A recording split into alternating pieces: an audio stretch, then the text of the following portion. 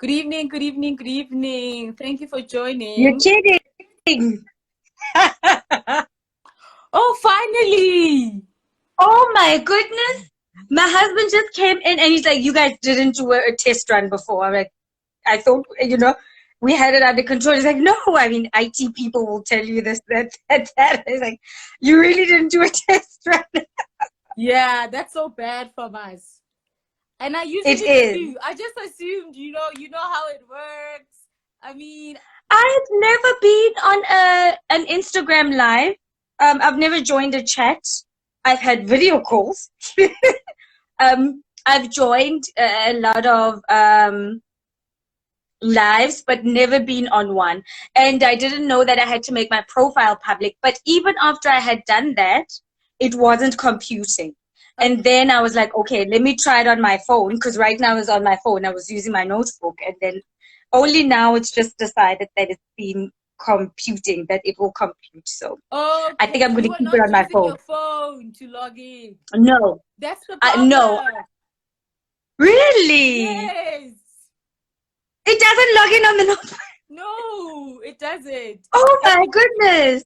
Yeah, anyway, let's kick this off. Clean your lens a little bit there so that the people can It's see. foggy, right? It's very foggy. Hi Oh, everyone, there we good are. evening. Thank you so much for joining. Khumo is finally here. We are over our technological challenges. Anyway, Khumo is a stay-at-home mom. She's a wife and she's a marketer by profession. Khumo is passionate about holistic living, cooking, gardening, yoga, and music. That is why I played Lyra initially before she joined. I had to play 3 songs. I was listening, trying to click then. Yeah. It wasn't happening, but yeah. It's okay. It's okay. Let's just get to it. Khumo is born and bred in the Vaal in South Africa, but she's always had the wanderlust. She resides in Germany at the moment, and we're so excited she's part of this conversation. Of course, Khumo loves talking to other women about her body journey and about self-love. That is why she is here. Yay! Thank you everyone for joining. Thank you for the patience. Let's just kick right into it. I mean, you're in Germany. We are on Yes. lockdown level 2. Are you on lockdown? No, actually, we arrived back during the lockdown. Actually, at the end of the German lockdown, in the beginning of the South African lockdown. So we came with repatriation flights, and yeah, and it was actually the end of lockdown. So everything is pretty much back to normal in terms of business. It's just that we have to wear masks everywhere, but everything is pretty much open. Okay. Yeah. Fantastic. Fantastic. We are on lockdown level 2. I've been on lockdown level 5, and I'm still on lockdown until the 1st of October. I'm not playing like that. Like, anyway. Better safe than sorry. Yeah. Yeah, that's my policy. People are always talking about how you can beat COVID. COVID is a mental thing, what. But I'm like, I don't even want it. I don't want to experience what it's like to have COVID-19. It's the flu-ish, whatever. It'll always be there. But can I like get it 5 years from now? Not now. Just because you can beat it doesn't mean you have to put yourself in a position where you have to, you know what I mean? Yeah, I agree. So Rather fair. yeah, let's warm up a little bit before we get into your story. Give me your definition of beauty. How do you define beauty? My dear, I think beauty is kindness. First and foremost, being kind to self and being kind to others. Because if you cannot be kind to yourself, you cannot even start understanding what beauty is if you don't have compassion for yourself. You cannot be patient enough to walk into a journey, which it is, of trying to find your place in a beauty spectrum or trying to define beauty for yourself, because it can be a lot of things. But outside of hair, makeup, how someone looks, whether religion, color, creed, anywhere you come from, we all speak the language of kindness. It is completely universal. It is something that I believe beauty is. It's the most attractive trait in a human being, and it needs no dissecting. You just know that kindness just brings on so much beauty, and it is that. I I love think. that. I love that. Beauty is kindness. Beauty is kindness. And it's a universal concept. I really, really love that. So yeah, tell me about, I've seen your posts, especially on WhatsApp. I know a little bit about your body journey and the fact that you were a slim person before Willow was born, and you've had several health challenges because of your pregnancy. Mm. Um, yeah, let people in on that story a little bit. Let me start by when I fell pregnant, I just from the get-go, I started having health issues. I was vomiting literally from day one up until I had her in my arms. I had issues with pelvic girdle pain. I was constantly weak. I was just an unhappy pregnant person. I think even right now, a part of me still mourning that beautiful pregnancy thing that everyone talks about. I never experienced that. And then as soon as I delivered, I had complications where I was hemorrhaging. I lost almost 2 liters of blood, which is literally almost all of your blood. From a normal woman's blood levels are at 38. Mine were at a 3.5. So I was on the table being resuscitated for almost 10 hours. Um, After that, I couldn't hold my baby because I could barely keep my head up for over a month, I think. I don't know what it is to give my child her first bath or to hold her or change her first nappy. All of these things were done by my husband. So it took me a while to firstly get back to myself, like in terms of feeling human, just basically human. And then you get the advice, Anyanta, the weight will go down, because I had gained 24 kilos in my pregnancy because I couldn't walk. And everyone's like, no, you just need to breastfeed. It's going to go down. And because I've got a twin sister who's also very slim, and she gave birth, and 3 weeks later, she was back to a pre-pregnancy weight. And so I automatically thought that that's what would happen. And so, but I had fibromyalgia, I had restless leg syndrome, I had hormonal issues that were brought on by the hard pregnancy as well as the hard delivery. So it took me a good 3 years for my body to completely recover into being a normal human being outside of being able to shed the weight. So regardless of what I did, I ate healthily, I worked out quite decently, I wasn't completely sedentary, it wasn't coming off. On top of that, it was postpartum depression. So I had to deal a lot with those things before the weight could come off. So that's pretty much my journey of my weight struggles. And I don't say struggle anymore, because right now I'm championing all of these things to a certain degree, but mostly love and Yeah. kindness to myself. I felt so guilty for not being able to be a proper woman and have a proper pregnancy or have a proper delivery, which is what women do all the time everywhere in the world, and it's supposed to be perfect and normal. So I had to start with the forgiveness for myself, and slowly, gradually, 3 years later, and I'm still on the way. You know what? Yeah, you know what? You've been through a lot, babe. You've been through a lot. And it's they say, people like to say we glorify pregnancy, but listening to you, I'm like, you are a super woman. It's one thing to go through body journeys where you're just packing on weight and you're trying to lose it and all of that. But to have to go through that, bring a human being to earth, and still suffer many of these other things, and here you are still standing, still positive. Kudos to you. Oh, on top of that, a diastasis recti. I had that, and I had a 4th degree. What's that? So basically, it's when your stomach, of course, we all have a diastasis recti at some point around pregnancy, especially if we grow large, and I was really large, where the stomach muscles not tear, but separate. Okay. And gradually after pregnancy, they'll come back and women will heal. But after I had given birth, it wasn't coming back, and I could still basically fit 4 fingers into my belly. And if you wiggle hard enough, you'll actually feel your intestines, which is very dangerous. But a women, doesn't matter how much they work out, they have hanging bellies because it doesn't go back. And that was also one of the things. I had this hanging belly that was not going anywhere. Tama, irifasa rekadinyo. You know what? You know what? I know we're talking just about body positivity, you know, on the outside, and we're not necessarily talking about pregnancy and the journeys around our body changes.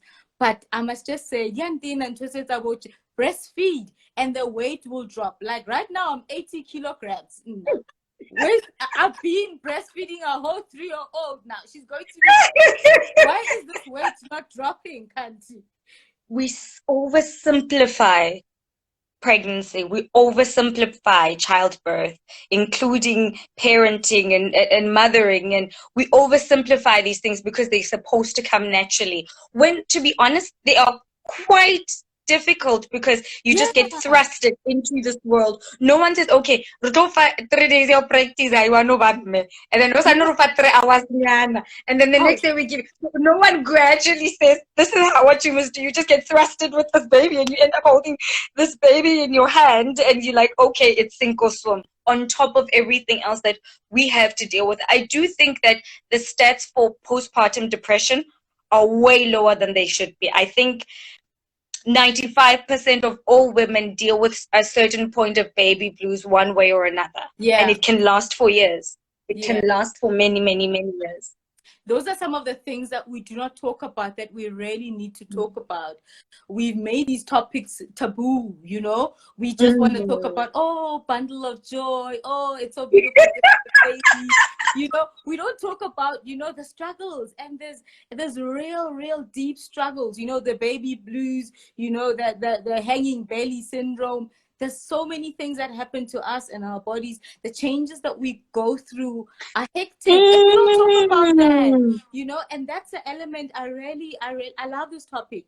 And we need to expand on it more because tolerance higher, because people don't understand these very things. You know, we see these people, superwoman, but bouncing back.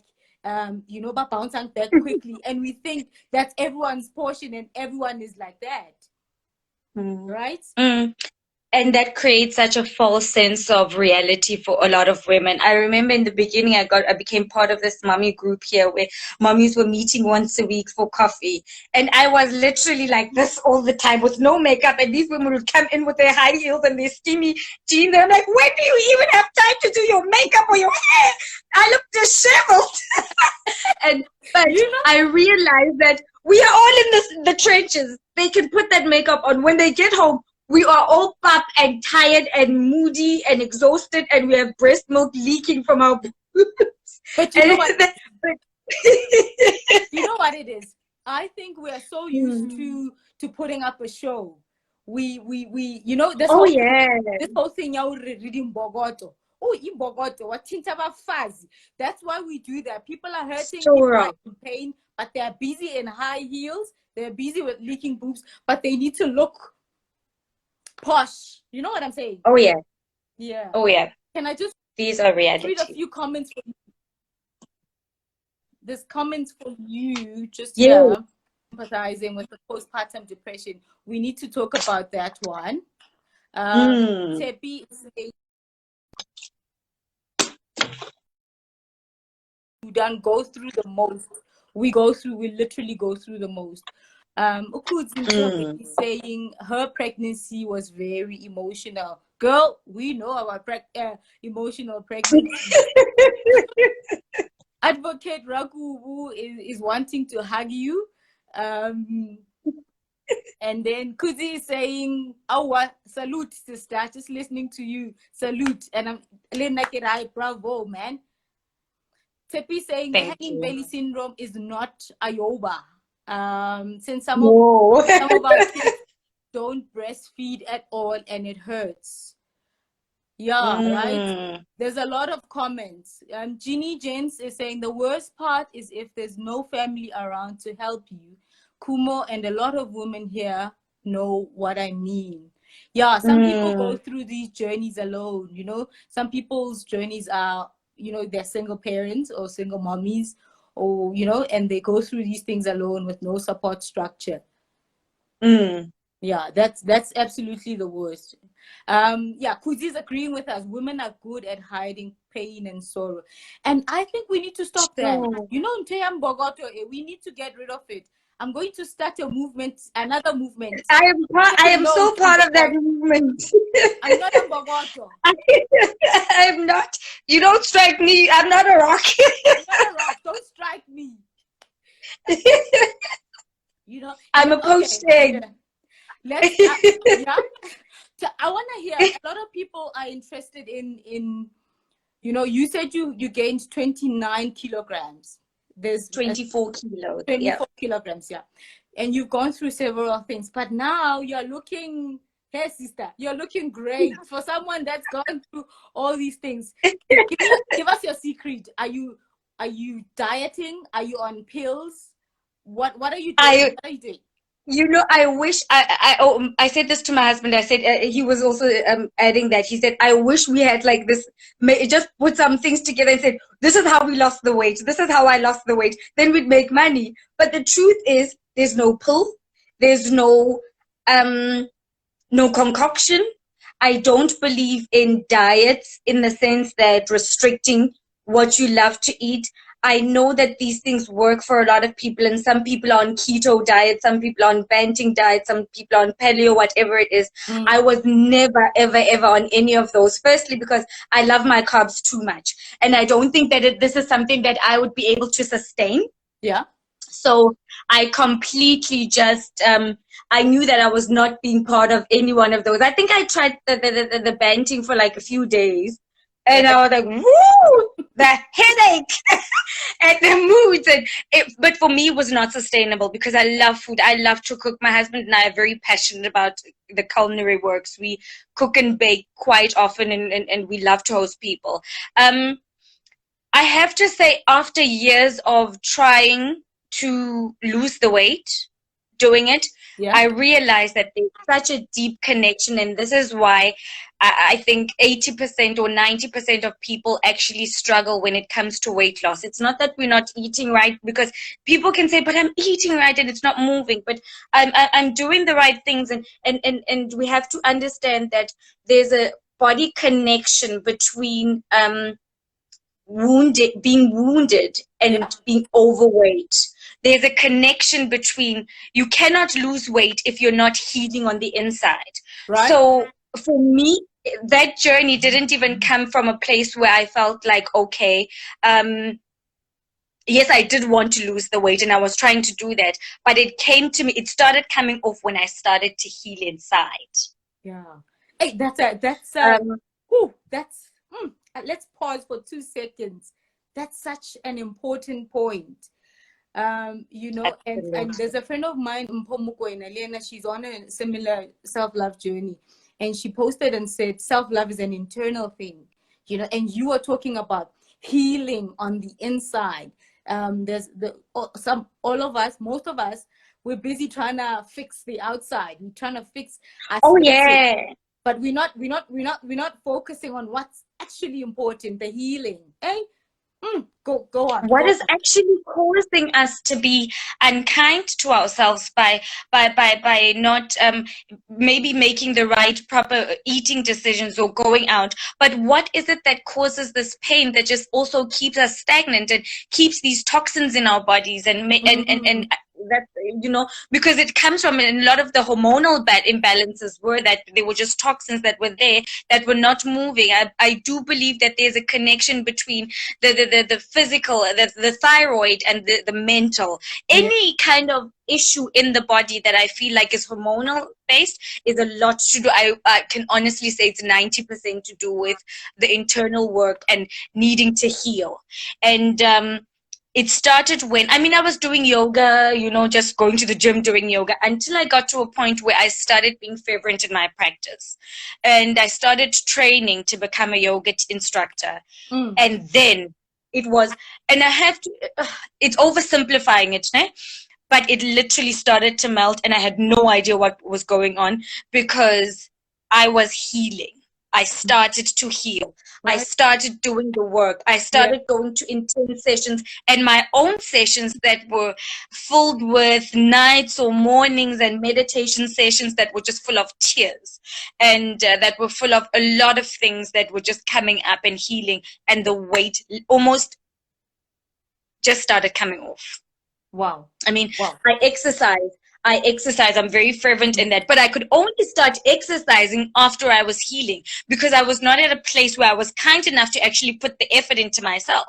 So we people like, yeah, exercise, go to the gym, which are very important. But when you are depressed, you can't go to the gym. Yeah. You don't tell a depressed person, get up and go to the gym. Yeah, they know they must go to the gym, but there's just that element makes them completely unable to get out of themselves and actually start doing the work. So for me, it was starting the internal healing, and it was exercising, being fervent in my exercises. It was being fervent also in making sure that I'm eating correctly, because one, we can do these diets. We can do them till kingdom come. Have a life and all of these things.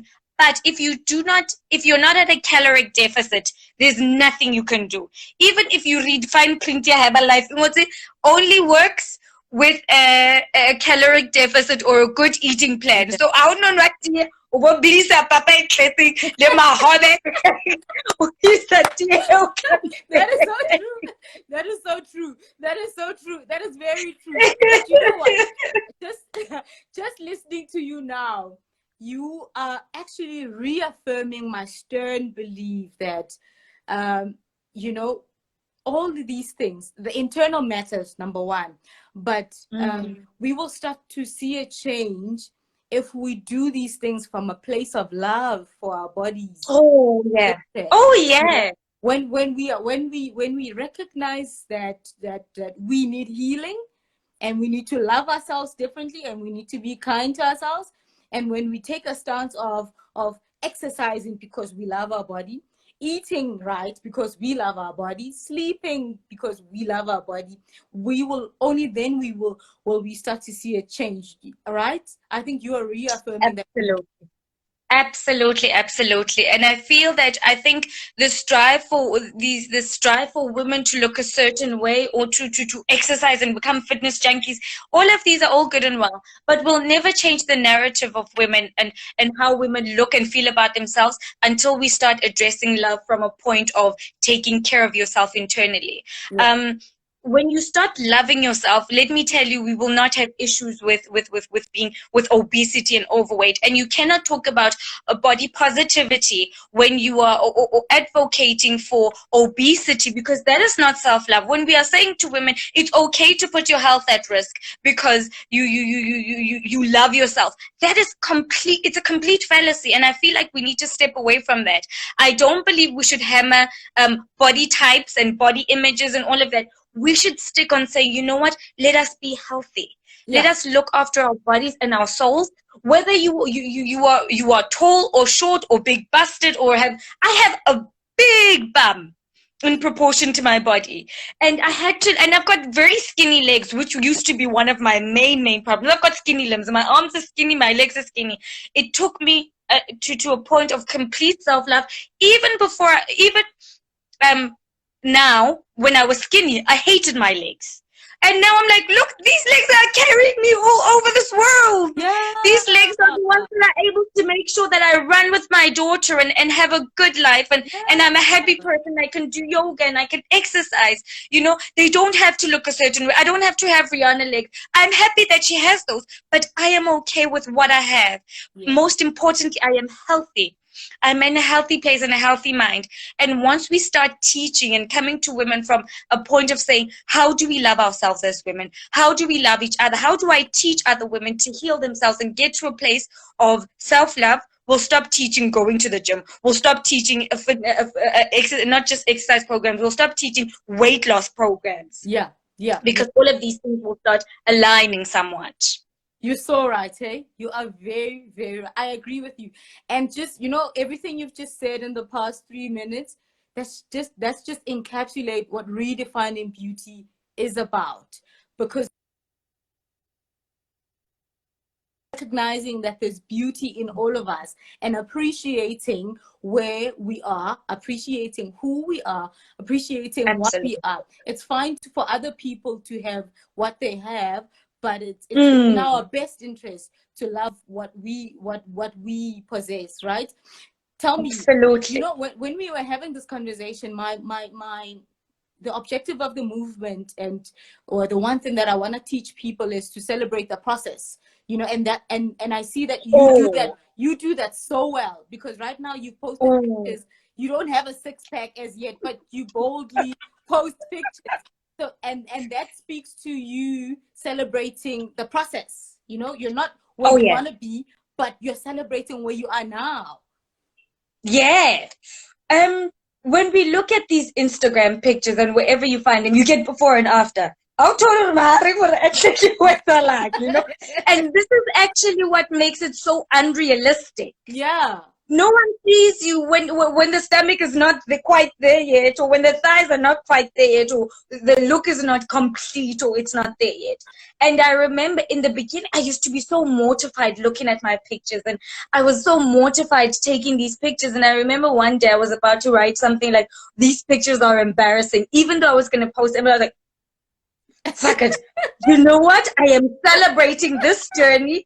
Yeah. There is absolutely no shame in the journey. And once we start to go through that with people and take them by their hand, not just show them the finish line, show them the process and say, this is where we are. This is what we are doing now. This is how I look now. Then let me tell you, more women would find it more, not just appealing, but would find the journey able to take.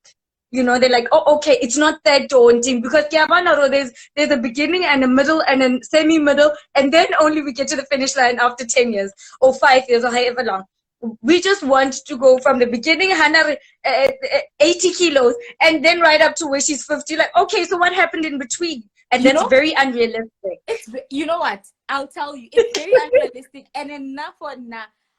The stories that I find inspiring are the ones where we see the in-between, where we see the process, you know. It's a finished product, not young intimidator, where someone was like, and then, you know, and I'm saying the six-pack, you say the size 60 kilo, you're not that intimidating. It's like going to the gym at peak time.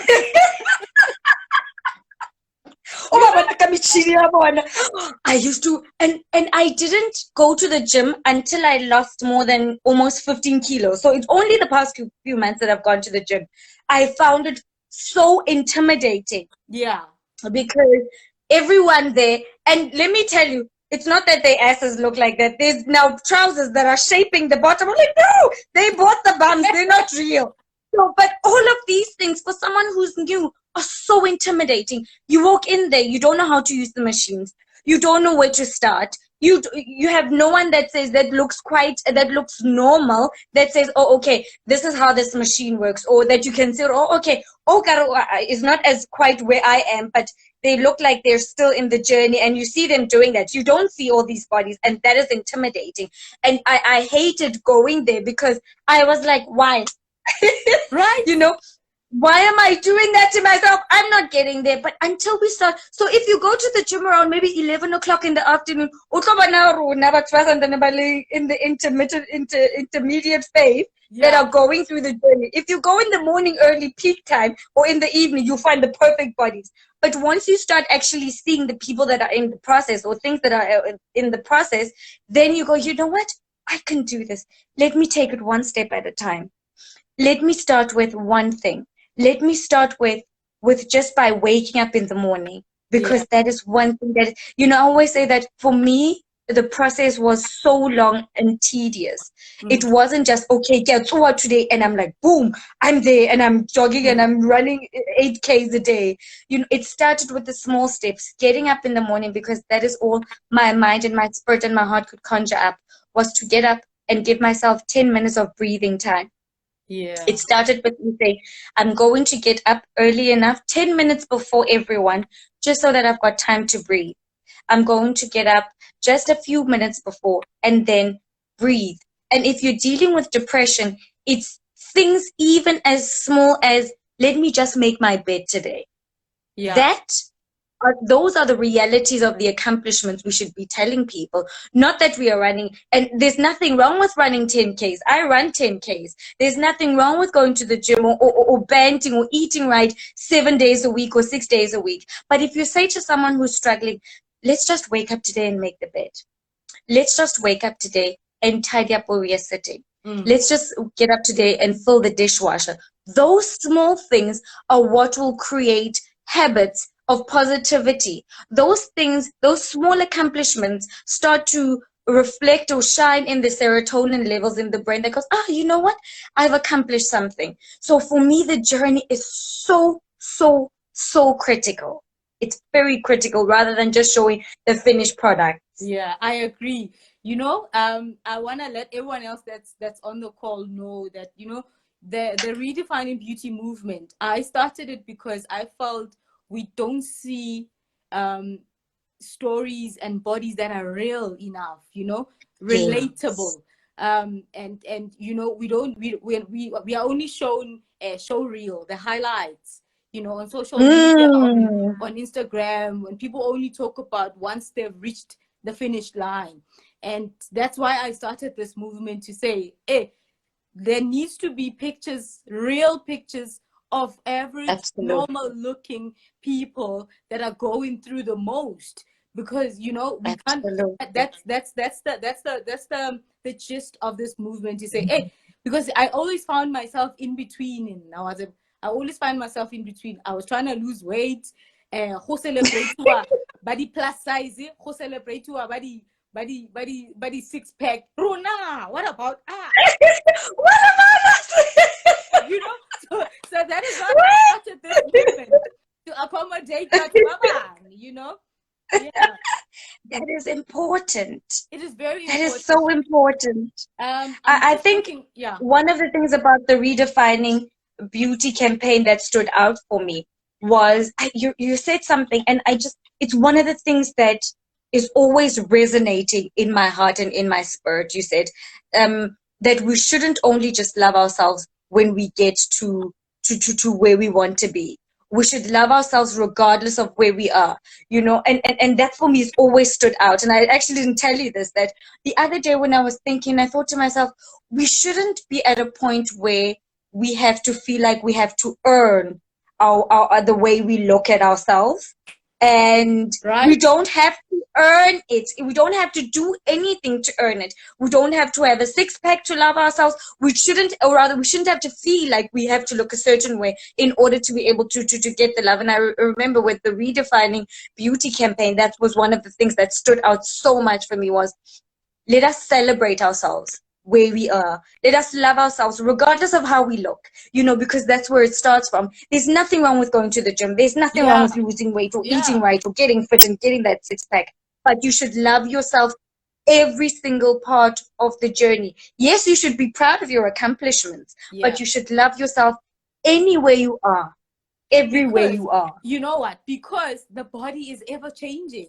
We cannot base we cannot base our self-worth on something that changes so much. It changes. We are, it's pointless. And that's where, for me, happy, I'll tell the truth and say the movement was birthed out of laziness, because no, I just found it like it's too much work. It's too much work to starve yourself. It's too much work to go to gym for 3 hours. It's just too much work. So that's how this movement. But these are the unrealistic things we talk about. That is why I say I don't believe in any starving yourself and all of these diets and restricting things. I think you should eat healthily. I think you should eat a balanced diet. I think you should eat what makes you feel good and what makes you healthy. I don't believe in being vegan. I don't believe in banting. I don't believe in any of those things, and I've not done them at all. The only thing I do is intermittent fasting. And mainly because of its health benefits. I think it's very important, especially for people who are diabetic, but you have to consult your doctor as in how to do it and what are the best ways. It makes sure that your insulin levels are okay. It doesn't spike your insulin. It gives your body time to process all of the free radical. That is for me. And more than anything, it gives me so much mental clarity. When I'm fasted, I am so sharp in the brain. I can no longer even study if I'm not in a fasted state, because we eat so much that's all our bodies do 24/7. It's digesting, and this is going on, and the insulin is rising and falling, and so all your body and your brain knows how to do is to just digest and eat. Right. It's very important. Give yourself time where you shut that part off, and get other parts of the body working. I just think it makes sense. Historically, human beings we are not designed to eat all the time. Yeah. Human beings were nomadic. They found food in a place. They ate as much as they could, and then they stopped eating for a very long time. That is why they didn't have these issues that we have now. That is why they didn't have issues, the obesity. Besides,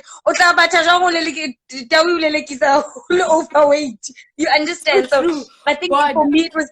For me, it wasn't just a weight loss thing. It was for the mental clarity and all the health benefits that it actually gives. Yeah, I love that. I hope people are taking note of that.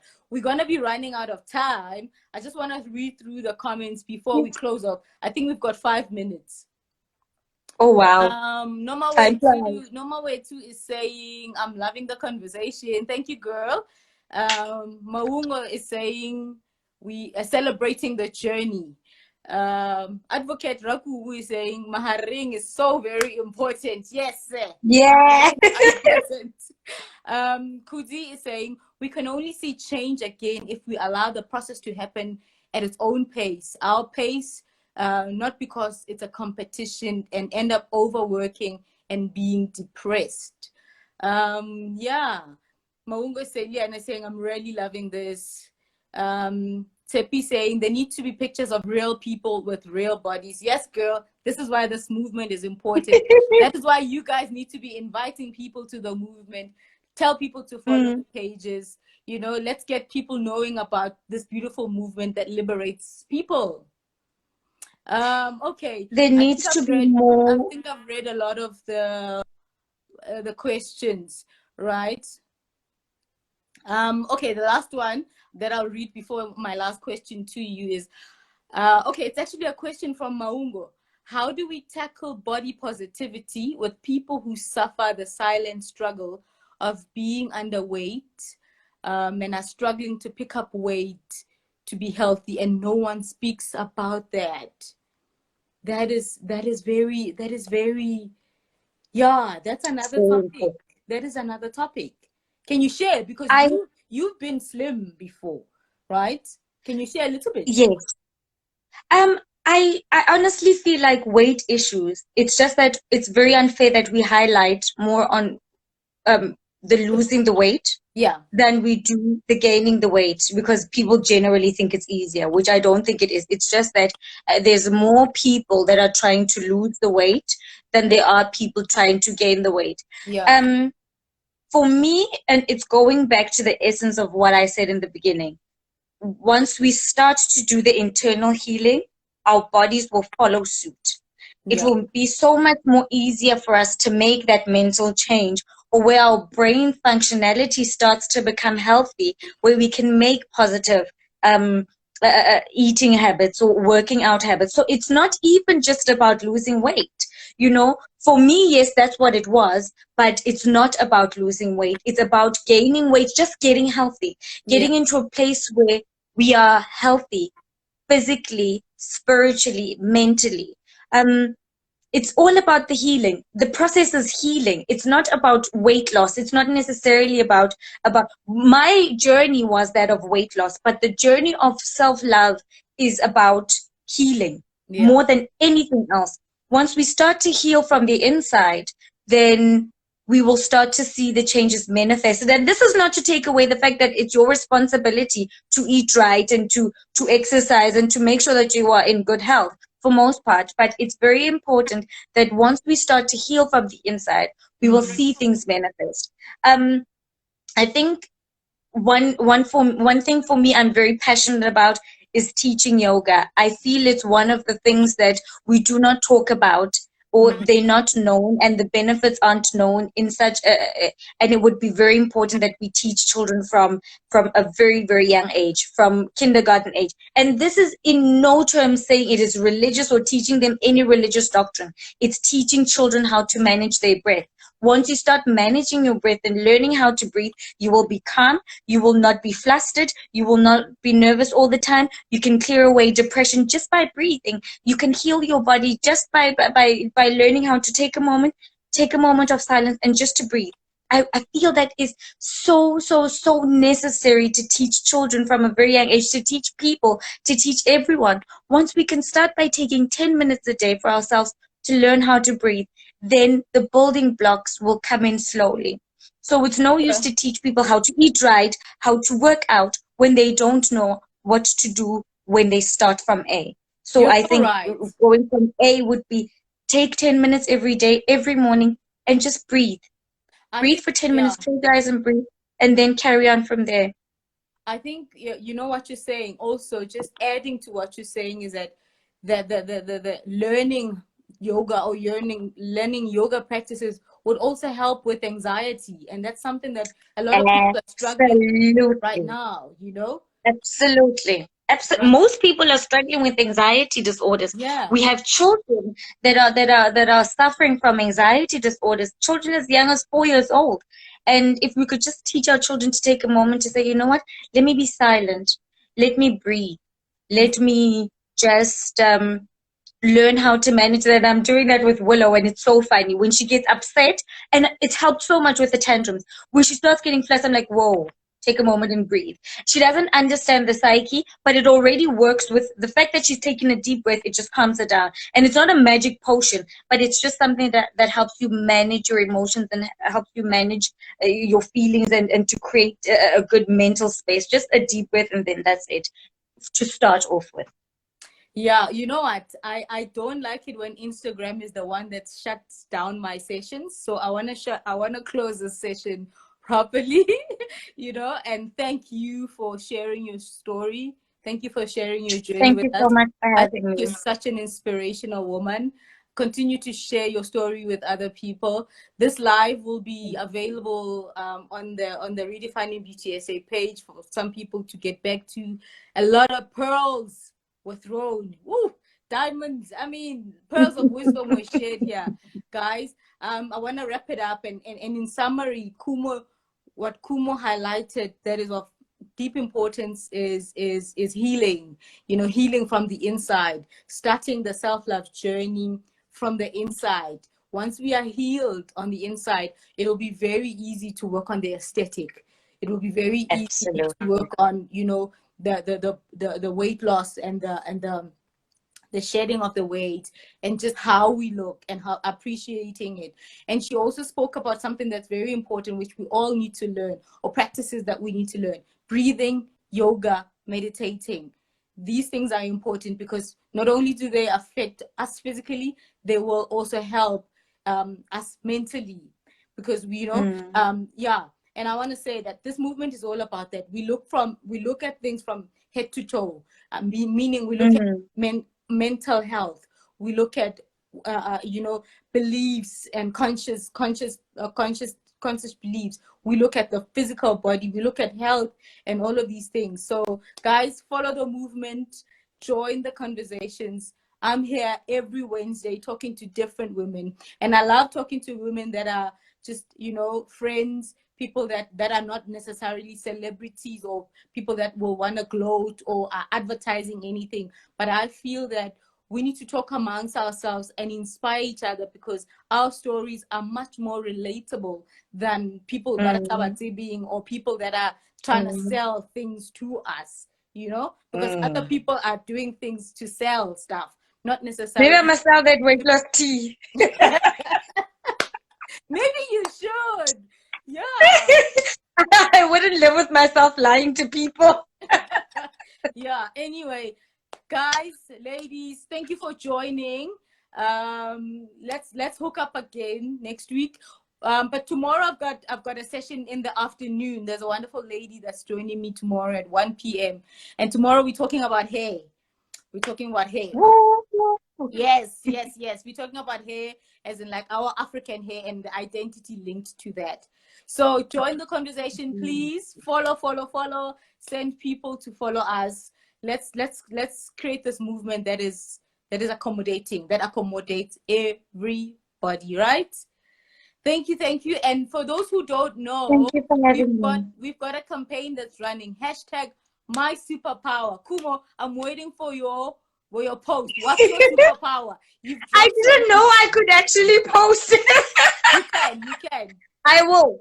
I am. I definitely will. Thank you guys. Bye. Bye. Thank you, Khumo. Love you. Love you so much. Thank you for having me, Kamo.